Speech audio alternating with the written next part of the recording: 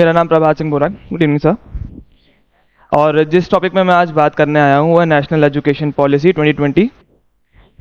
इस टॉपिक को स्टार्ट करने से पहले सबसे मेन क्वेश्चन ये बनता है, एजुकेशन क्या है और हम लोग इस एजुकेशन से क्या अचीव कर सकते हैं। तो एजुकेशन एक ऐसा फंडामेंटल टूल है जो हम लोग की नेशनल डेवलपमेंट में बहुत हेल्प कर सकता है। ये बहुत डोमिनेंट एक टॉपिक है। एक यूनिवर्सल एक्सेस और क्वालिटी एजुकेशन प्रोवाइड करके हम एक्चुअली इंडिया के डेवलपमेंट और एक ग्लोबल लीडरशिप में बहुत कंट्रीब्यूट कर सकता है education. SDG 4 of the 2030 agenda seeks to ensure inclusive, equitable and quality education for all। मतलब कि एक इंक्लूसिव हो, यानी हर किसी को इंक्लूड करे, इक्वल हो सबके लिए। The national education policy 2020 is the first in the 21st century to create a new education system of SDG 4 whilst building upon the traditional system। मतलब कि national education policy 2020 21st century की ऐसी पहली policy है जो SDG के goals को promote करती है और साथ ही साथ हमारे ट्रेडिशनल एजुकेशन सिस्टम को भी साथ लेके चलती है। अब नेशनल एजुकेशन पॉलिसी का पर्पस क्या है?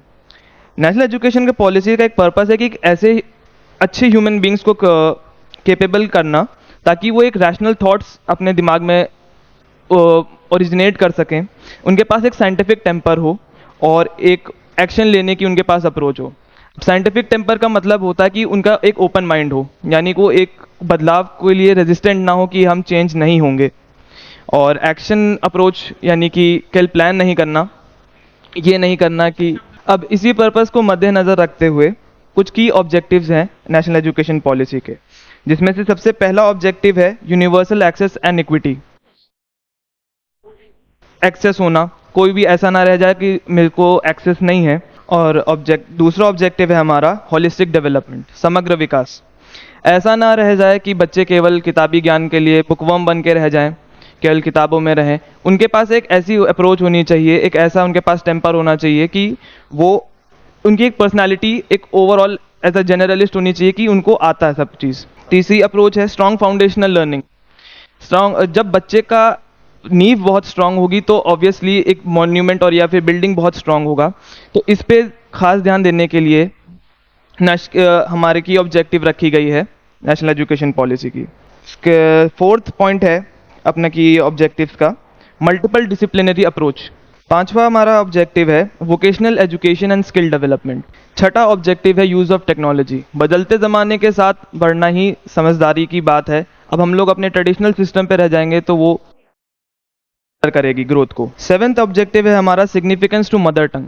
बहुत समय से देखा गया कि बच्चे अगर हिंदी पे फोकस करते हैं तो हिंदी पे ही रह जाते हैं और अगर इंग्लिश पे फोकस करते हैं तो इंग्लिश पे रह जाते हैं, जिसकी वजह से उनका अपना एक मदर टंग पे यानी अपनी जो उनकी खुद की एक पहचान है उससे वो अपना हाथ धोते जा रहे हैं, और जो कि एक अच्छी बात नहीं है। इसलिए सिग्निफिकेंस टू मदर टंग यहाँ पे रखा गया कि रीजनल लैंग्वेजेस में भी पढ़ाई होगी।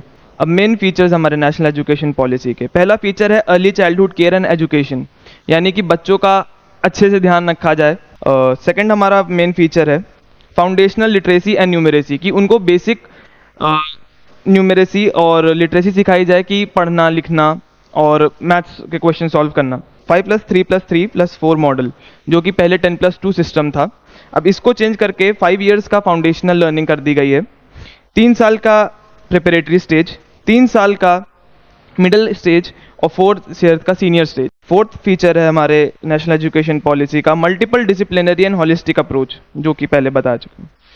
फिफ्थ फीचर है multiple entry and exit points during the college degrees और कॉलेज एजुकेशन, जो कि एक लाइफ लॉन्ग लर्निंग अप्रोच को भी प्रमोट करता है।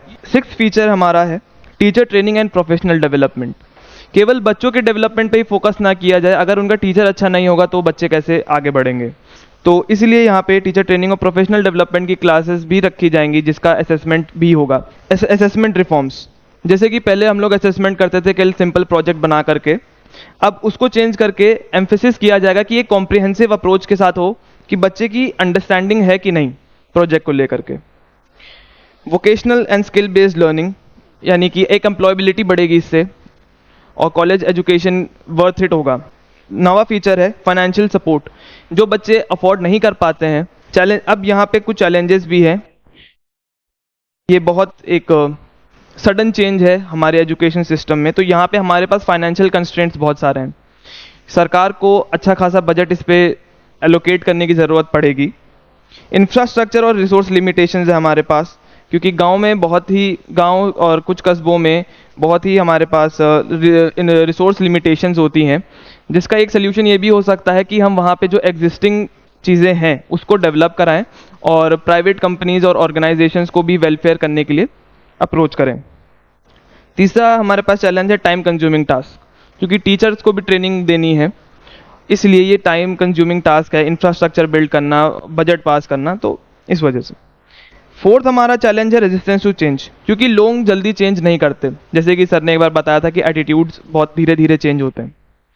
तो यहाँ पे सरकार को बात करने की ज़रूरत पड़ेगी, लोगों के बीच में जा करके उनको समझाने की कि अगर ये चेंज हो रहा है तो इसका क्या इम्पैक्ट पड़ेगा टीचर्स पे या फिर उनके खुद के फ्यूचर पे।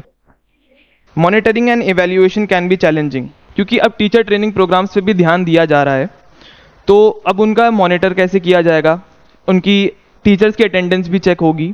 तो अगर वो चेक करेंगे तो कैसे चेक करेंगे, बच्चों की अटेंडेंस, बच्चों की मार्क्स, टीचर्स के मार्क्स, तो वो कैसे चेक होंगे, तो ये भी एक चैलेंज हो सकता है। और छठा चैलेंज हमारे लिए है close coordination between centre and states, क्योंकि एजुकेशन एक स्टेट सब्जेक्ट है, इस वजह से यहाँ पे बहुत एक क्रूशियल होता है कि स्टेट भी सेंटर की इस पॉलिसी को पूरा सपोर्ट करे और जितना हो सकता है अपनी तरफ से करे, नहीं तो फिर हमारे लिए बहुत मुश्किल हो जाएगा। ब्रिजिंग सोशो इकोनॉमिक डिस्पैरिटीज, क्योंकि हर बच्चा, हर फैमिली अफोर्ड नहीं कर सकती यहाँ पे सबको, लेकिन एक यूनिवर्सल एक्सेस और इक्विटी देने के लिए गवर्नमेंट को फंड्स उनको लोन पे देने पड़ेंगे, जिस वजह से यहाँ पे हो सकता है पॉसिबिलिटी। कल्चरल एंड लिंग्विस्टिक, हमारे देश में बहुत सारे कल्चर्स हैं, बहुत सारे लैंग्वेजेस हैं, बोलियां हैं, तो यहाँ पे क्योंकि बच्चों को कैसे, उनके लिए उस हिसाब से टीचर भी होने चाहिए। अब वहाँ पे टीचर्स को अप्रोच करना पड़ेगा कि आप अपनी मदर टंग में पढ़ाइए, ना कि इंग्लिश और हिंदी में जो कि मेन पढ़ाते हैं।